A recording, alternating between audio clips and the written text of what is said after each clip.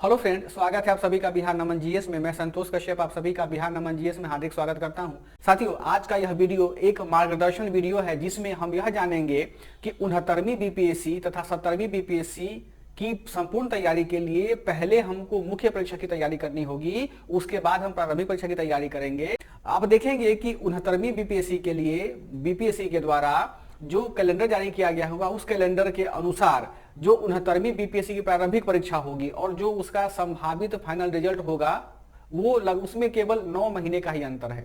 अब जरा सोचिए मित्रों कि 9 महीने में आपको प्रीलिम्स भी तैयार करना है, मेंस भी तैयार करना है और सबसे बड़ी बात कि आपको इंटरव्यू के लिए खुद के पर्सनालिटी को भी डेवलप करना है। कैसे करेंगे आप खुद सोचिए कि प्रीलिम्स जो 150 नंबर का होता था या होता है अभी भी, तो बच्चे उस 150 नंबर क्वालिफाई करने के लिए बच्चे 4-5 महीने लगातार पढ़ाई करते हैं, तरह तरह के टेस्ट लगाते हैं, तरह तरह के वो डिस्कशन में पार्टिसिपेट करते हैं केवल पीटी क्वालिफाई करने के लिए। जरा सोचो कि हमारे पास में मेंस में 900 नंबर का हमको देना है, तो क्या हम 900 नंबर के लिए 1.5 महीने या 2 महीने में मेंस की तैयारी कर पाएंगे? यह तो अन्याय होगा। मतलब कि अब आपको पहले मेंस की तैयारी करनी होगी, उसके बाद में आपको प्रीलिम्स की तैयारी करनी होगी। या हम यह कह सकते हैं कि मेंस के साथ साथ में ही हम क्या करेंगे, प्रीलिम्स की तैयारी को भी धार देंगे और अपने इंटरव्यू की तैयारी भी हम प्री कम मेंस की तैयारी में ही करेंगे। तो सबसे पहले हम इस चीज को समझने का प्रयास करते हैं कि जो माननीय बिहार लोक सेवा आयोग के द्वारा जो कैलेंडर प्रकाशित किया गया हुआ है उस कैलेंडर के अनुसार अब हमें किस प्रकार की स्ट्रेटजी अपनानी होगी ताकि हम कम समय में बहुत बेहतर तरीके से अपने आप को प्रीलिम्स, मेंस और इंटरव्यू के लिए तैयार कर ले। तो सबसे पहले हम देखेंगे क्या कि यह प्रीलिम्स जो हमारा है केस स्टडी हम देखते हैं 69वीं बीपीएससी के लिए। सबको पता है, पहले से ही पता था कि 69वीं बीपीएससी की प्रारंभिक परीक्षा का तिथि कब होगा, वो 30 सितंबर 2023 को हो जाएगा। अब बहुत सारे बच्चे इस असमंजस में होंगे कहीं डेट बढ़ जाए। नहीं, डेट नहीं बढ़ेगा, जो आयोग ने दे दिया उसी डेट को वह पेपर लेगा। तो 30 सितंबर को आपका प्रीलिम्स हो जाएगा। प्रीलिम्स होने के बाद में 15 नवंबर 2023 को यानी 45 दिन के बाद में आपको प्रीलिम्स का रिजल्ट देगा।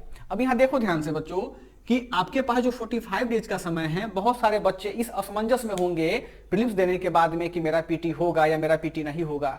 तो अगर किसी बच्चे का प्रीलिम्स हो जाता है 15 तारीख को रिजल्ट आने के बाद में, आपको पता है कि मेंस कब शुरू हो रहा है हमारा 9/12 को यानी 9 दिसंबर को मेंस शुरू हो रहा है।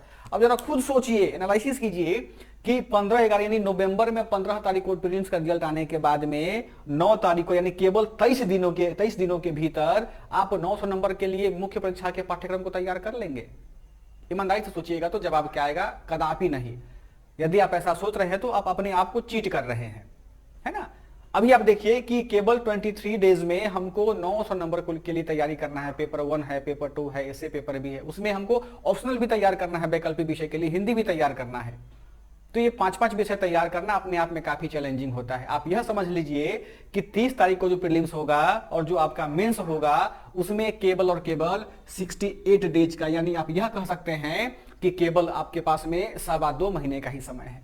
इस 2.25 महीने में आपको दिन रात भी पढ़ाई करेंगे तो बाबू सही बताते हैं बाबू कि आपके मेंस की तैयारी बेहतर नहीं हो पाएगी। कारण क्या है कि मेंस की तैयारी के लिए आपको विश्लेषणात्मक क्षमता अपने भीतर डेवलप करना होगा, आपको लेखन शैली विकसित करना होगा, आपको तथ्यात्मक तथा व्याख्यात्मक दोनों रूपों से आपको मजबूत बनना होगा। यह आप कब बनेंगे? क्या तो बन नहीं पाएंगे, यह निरंतर अभ्यास से आपको आएगा। अब और आगे समझिए कि मेंस होने के बाद में अब देखो प्रीलिम्स और मेंस के बीच में जो मेरे पास 68 डेज का समय है, अभी देखिए कि सितंबर में हमारा प्रीलिम्स होने जाएगा, दिसंबर में हमारा मेंस है। अब देखिएगा कि मेरे पास में यह 2 जो महीना आता है यानी नवंबर और दिसंबर का जो महीना आता है, आप देखिएगा कि इन दोनों महीनों में हमारे हिंदू समाज में शादी ब्याह जनेऊ जो भी कार्यक्रम होते हैं वो सारे कार्यक्रम आपको इसी में झेलेंगे। और सबसे बड़ी बात कि दिसंबर के महीना में, दिसंबर की ठंड तो पता ही है कितना कड़ाके की सर्दी पड़ती है दिसंबर के महीने में, आपका हाथ नहीं निकलेगा आगे लिखने के लिए। तो यदि आपका अभ्यास पहले से नहीं है तो दिसंबर के महीने में या नवंबर में जब ठंड का महीना आता है तो आप निश्चित रूप से अपने मुख्य परीक्षा तैयारी नहीं कर पाएंगे। इस भूल में आप नहीं रहेंगे हम तैयारी कर लेंगे, नहीं आपसे हो पाएगा, मतलब नहीं होगा। ठंड में आपसे काम ही नहीं हो पाएगा, हाथ ही नहीं निकलेगा, कहां से पढ़ पाइएगा। ठंड के महीने में मस्तिष्क की भी क्षमता जो होती है वो क्षमता काफी कम हो जाती है, बायोलॉजी हमारा कहता है। अब जरा सोचिए कि कितना क्रिटिकल समय हमको आ गया, कितना क्रिटिकल एनालिसिस हमको करना पड़ रहा है आप लोगों के लिए और बच्चों के लिए, कि ताकि उनको पहले से जगह, पहले से यदि आप नहीं जगेंगे तो यकीन मानिए कि आप आने वाले समय में मूर्छित हो जाएंगे, आपकी तैयारी बेहतर नहीं, फिर आप अगले परीक्षा के लिए लगिए, 70वीं के लिए, 71वीं के लिए लगिए। दूसरी बात सबसे क्या है कि 69वीं बीपीएससी की जो प्रारंभिक परीक्षा है वो एक ही परीक्षा है, यानी अब सीडीपीओ का अलग से नहीं निकलेगा, ऑडिटर का अलग से पेपर नहीं निकलेगा, यानी उसमें यदि आप चूकते हैं तो आप समझिए कि आपको 1 साल लंबी प्रतीक्षा करनी पड़ेगी 70वीं प्रारंभिक परीक्षा के लिए। अब हमारे पास में चैलेंज क्या है बच्चे कि 30 तारीख को जो हमारा प्रीलिम्स है, अभी क्या है कि अप्रैल महीना आज खत्म हो गया है, कल से मई महीना शुरू हो जाएगा।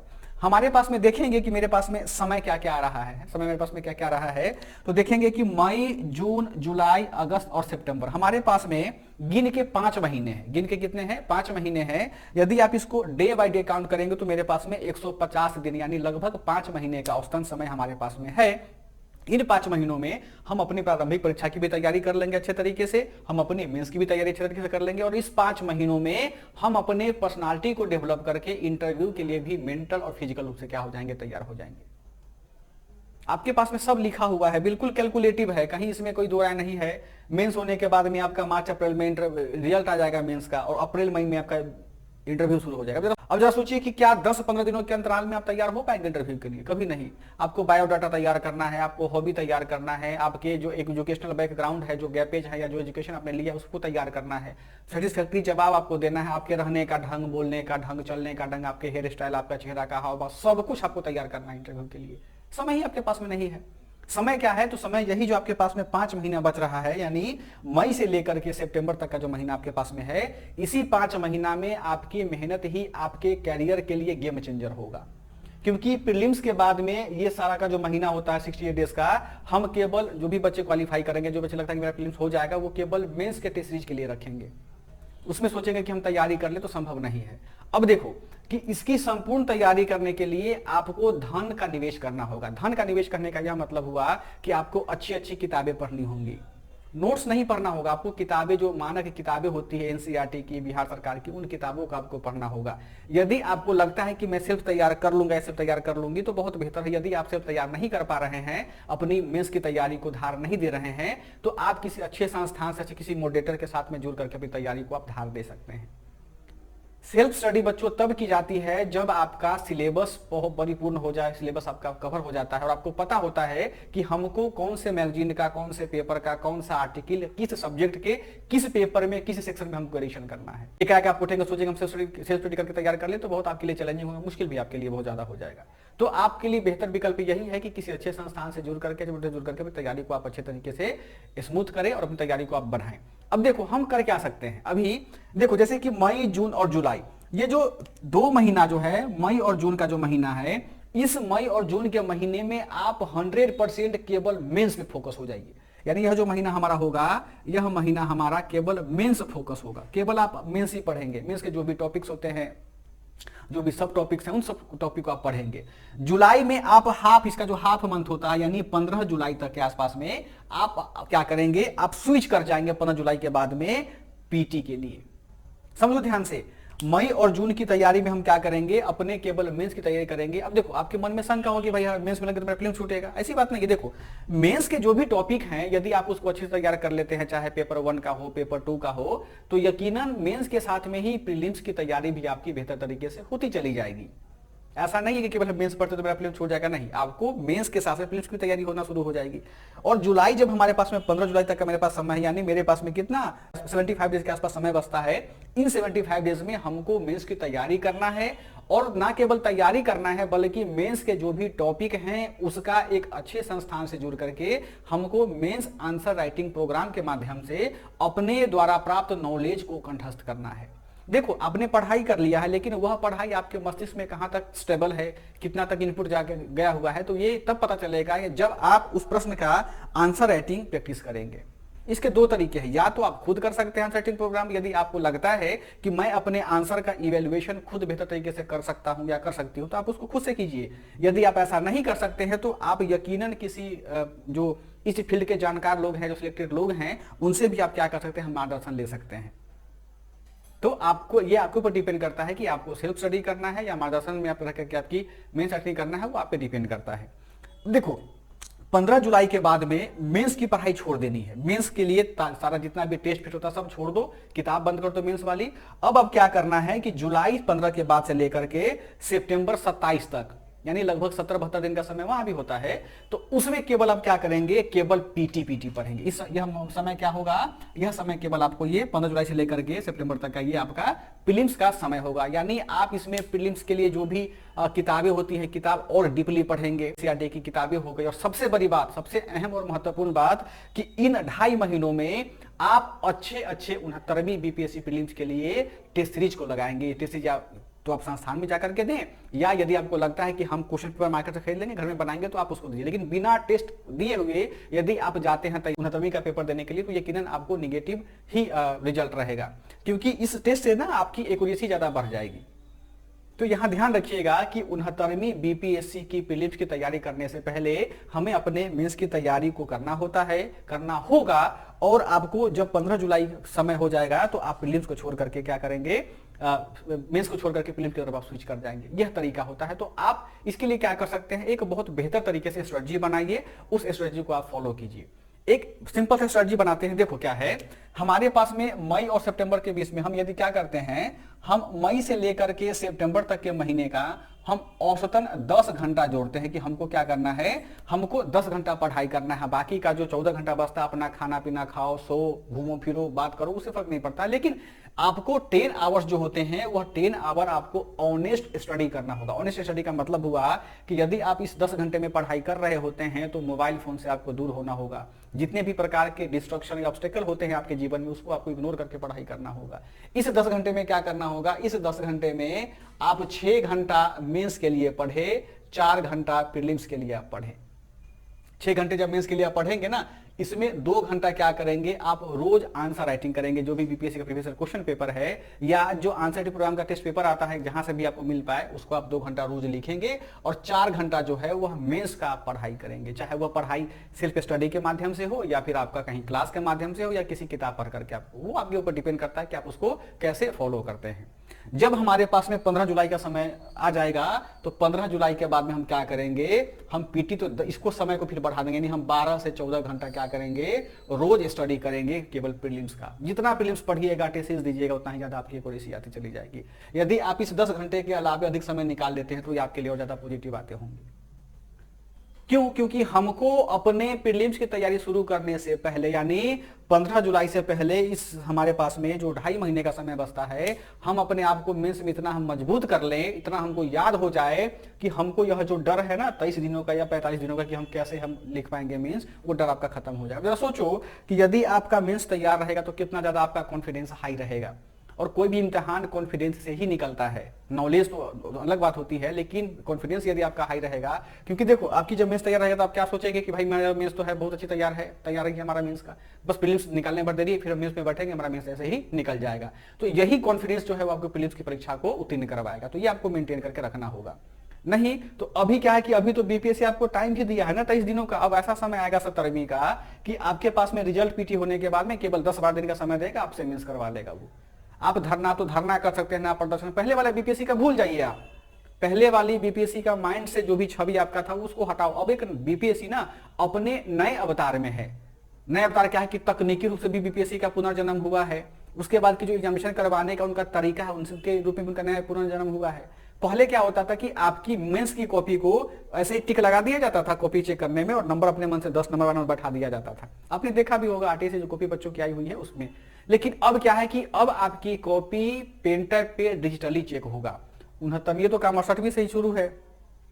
अब आपकी कॉपी क्या होगी, आपकी कॉपी डिजिटली चेक हुई नहीं, जो एग्जामिनर चेक करने वाले होंगे वह आपके एक एक लाइन को पढ़ेंगे और बेहतर तरीके से आपके कॉपी का उत्तर के अनुरूप मूल्यांकन करेंगे। और आयोग के अध्यक्ष श्री अतुल प्रसाद साहब ने बोला भी है कि हम विषय के विशेषज्ञों से आपकी कॉपी का मूल्यांकन करवाएंगे। जैसे यदि इतिहास, हमारे पास में फर्स्ट पेपर का हिस्ट्री का सेक्शन होता है, स्टैटिक्स का होता है, आईआर का सेक्शन होता है, करंट का सेक्शन होता है। पहले क्या था कि एक ही टीचर क्या करते थे, टिक लगा के नंबर दे दिया करते थे। अब क्या है कि अब राउंड टेबल पे आपकी कॉपी चेक होगी। हिस्ट्री की कॉपी हिस्ट्री के एक्सपर्ट के पास में जाएगी, डीआई की कॉपी डीआई के एक्सपर्ट के पास में जाएगी, आईआर की कॉपी आईआर के एक्सपर्ट में जाएगी। तो अब आपके लिए और ज्यादा चैलेंजेज हो गया है। यानी यदि मेंस में आपका नंबर अनुकूल नहीं लिखा हुआ रहता, उत्तर अनुकूल नहीं लिखिएगा, तो आपको नंबर नहीं मिलेंगे। बस वही लड्डू खाते रहिए, फिर फेल होते रहिए। हमारी बात सुन करके हो सकता है आपको बुरा लगे, लेकिन जो हकीकत है बाबू, उस हकीकत को स्वीकार कीजिए और उसको आगे स्वीकार करके जो कमियां है उसको दूर करने का प्रयास कीजिए। क्योंकि बीपीएससी क्या चाहता है कि बीपीएससी एक गंभीर अधिकारी चाहते हैं अपने राज्य में, ताकि राज्य का विकास हो। हंसने खेलने वाले जो एक समय था कि हंसने खेलने वाले बच्चे बीपीएससी क्वालिफाई कर जाते थे, अब काफी चैलेंजिंग है। अब मेंस को पढ़ेंगे ना तो जिस प्रकार की 69वीं बीपीएससी में बहुत चांसेस है कि 1/3 निगेटिव हो प्रीलिम्स में, तो ये 1/3 निगेटिव से आप तब बच पाइएगा जब आपके पास में बुद्धि इतना ज्यादा काम करे कि विश्लेषणात्मक रूप से व्याख्यात्मक होकर के आप सोच पाए, तब जाकर के आप एलिमिनेशन कर सकते हैं अपने यहाँ के उत्तर को, अपने मेंस के उत्तर को। कहने का यह सार हुआ कि आप प्रीलिम्स से पहले हर हालत में न चाहते हुए भी आपको मेंस की तैयारी करनी ही होगी, नहीं करेंगे तो आप फील्ड से बाहर हो जाइए, पहली बात। दूसरी बात क्या कि आपको फोकस रखना होगा बीपीएससी 69वीं तो 69वीं, इस बीच में मास्टर एंट्री करेगा उसको हटाओ, दरोगा एंट्री करेगा उसको हटाइए, हाईकोर्ट एंट्री करेगा उसको हटाइए। अब आप सोचेंगे कि हम दरोगा भी दे देते हैं, सिपाही का भी फॉर्म दे देते हैं, उसके असिस्टेंट का भी पेपर दे देंगे, या जो भी पेपर में बीच में आएंगे सबको देते देते चलेंगे, लास्ट में जब मन बचेगा तो बीपीएससी प्रीलिम्स देंगे, नहीं।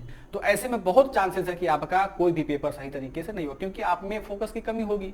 इम्तिहान तब निकलता है कोई भी पेपर जब आपके पास में क्या हो, एक फोकस हो। यदि आप 69वीं को टारगेट करते हैं कि हमको निकालना ही है हर हालत में, तो आपको अभी से ही 69वीं पर ही फोकस करना होगा। इसके अलावे आपको जो भी पेपर साइड से आ रहे हैं उसको आपको टच नहीं करना होगा। जैसे एक आपने पढ़ा होगा ना, बहुत मशहूर शेर है कि बुलाती है मगर जाने का नहीं। वही स्थिति है कि आपको जब फोकस केंद्रित है कि मुझे 69 बीपीएससी देना है, बीच में दरोगा आपको बुलाएगा नहीं जाना है, सिपाही बुलाएगा नहीं जाना है, एसआई बुलाएगा नहीं जाना है, मास्टर की नौकरी बुलाएगा नहीं जाना है। आप अपने घर वालों से 1 साल का समय लो कि पापा हम मम्मी हम 1 साल का समय दीजिए, हम जरूर कुछ बन करके जाएंगे, और बिल्कुल बनेंगे आप। क्योंकि बीपीएससी कोई बड़ा चीज नहीं, बल्कि बीपीएससी में यदि आपको समझाने वाले, मार्गदर्शन देने वाले गंभीर व्यक्ति मिल जाते हैं तो यात्रा हमारी सुगम हो जाती है। और सबसे महत्वपूर्ण बात कि आप बिना मेंस की तैयारी किए हुए, बिना टेस्ट दिए हुए आप सोचेंगे कि हम मेंस की तैयारी कर लें, मेरी परिपूर्णता हो जाएगी, तो ये आपके जीवन में, आपके करियर के लिए सबसे बड़ी भूल होगी। अब आप इसको कैसे निजात पाएंगे, तो ये आपके ऊपर डिपेंड करता है कि आप उसको कैसे इस समस्या से दूर करने का प्रयास करते हैं, या कैसे आप इससे दूर होते हैं। सबसे महत्वपूर्ण बात क्या है कि आपको 69वीं के लिए आपको अभी से ही, यानी कल से ही क्या करना होगा, जब आपको आंख खुले तभी सवेरा आपको क्या करना है, अभी से ही मेंस की तैयारी में लगना होगा। आपको जितना तरीके से तैयारी करना होगा, मेंस का आंसर लिखना होगा, आप उसको लिखिए, कॉपी का इवैल्यूएशन करवाइए, योजना, कुरुक्षेत्र, हिंदू, जो भी अच्छे पेपर्स होते हैं उसके पेपर के ट्रेल को पढ़िए और समझिए, उसको आप अपने नोट्स बनाइए, खुद के पेज में नोट कीजिए और उसको आप मेंस में एग्जीक्यूट कीजिएगा। तो सबसे महत्वपूर्ण क्या होता है कि इस विश्लेषण से हम यही ना समझ रहे हैं कि हम मेरे लिए मेंस की तैयारी बहुत ज्यादा जरूरी होता है। अब सबसे महत्वपूर्ण है निबंध का। निबंध में क्या है कि जब तक आप किसी भी मुद्दे को, किसी भी विषय को गंभीरतापूर्वक नहीं समझेंगे, आप में इंटरलिंकिंग का प्रोसेस नहीं होगा, क्षमता नहीं होगा, तो निबंध में भी आप अच्छा परफॉर्मेंस नहीं कर पाएंगे। नतीजा होगा कि आपको लोअर रैंक मिलेगा। तो इन सब चीजों पर भी आपको ध्यान देना है। तो सब एक सार बाबू यही है कि आपको पहले मेंस की तैयारी करनी होगी, उसके बाद प्रीलिम्स का में अपना लग जाना है ना। तो उम्मीद करते हैं कि आपको हमारी बातें समझ में आई होंगी। तो आप अभी से ही अपना स्ट्रेटजी बनाएं, रूटीन बनाएं, उसके अनुसार में आप क्या करें, अपना काम करें। बहुत बहुत धन्यवाद, शुभकामनाएं आप सभी बच्चों को।